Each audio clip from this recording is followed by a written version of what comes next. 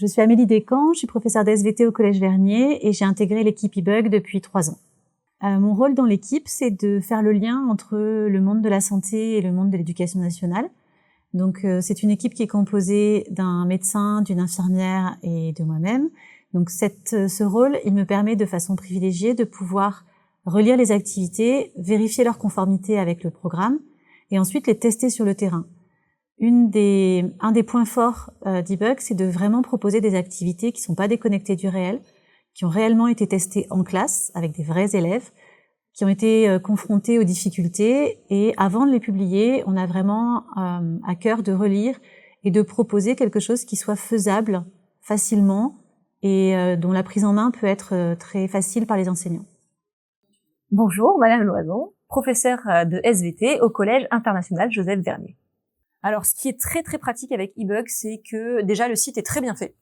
Donc c'est vraiment très agréable, c'est-à-dire que lorsqu'on cherche un sujet en particulier, on a vraiment tout qui est clé en main. Et puis des fois, on peut se les approprier et aller un petit peu plus loin. Si on est par exemple un petit peu à la bourre d'un jour pour le lendemain, on peut imprimer tout et leur donner aux élèves. Et c'est très facile d'appropriation. Ce qui est vraiment positif avec les ressources eBug, c'est vraiment l'aspect ludique. Par exemple, mes troisièmes, lorsque je leur ai parlé de la notion de microbes. Donc, il existe différentes catégories de microbes. Suite à ça, nous avons une activité où je leur donne de la pâte à modeler et où ils doivent me fabriquer leurs propres microbes.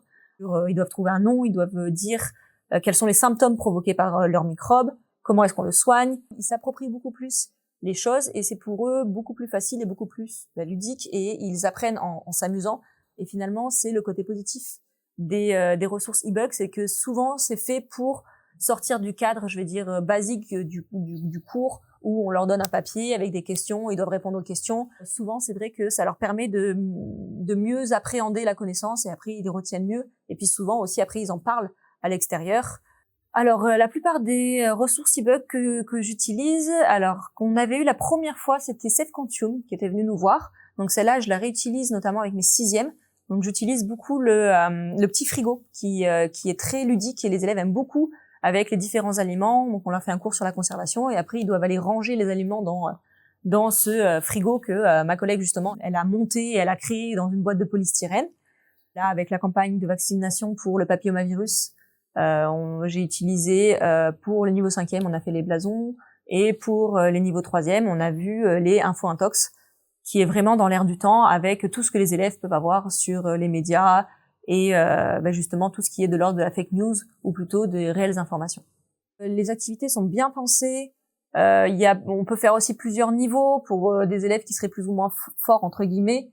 C'est facilement adaptable. Vraiment, il faut pas hésiter. Il faut aller regarder les données et ça parle aussi de sujets qui sont vraiment d'actualité et qui peuvent faire résonance avec ce que nos élèves sont en train de vivre.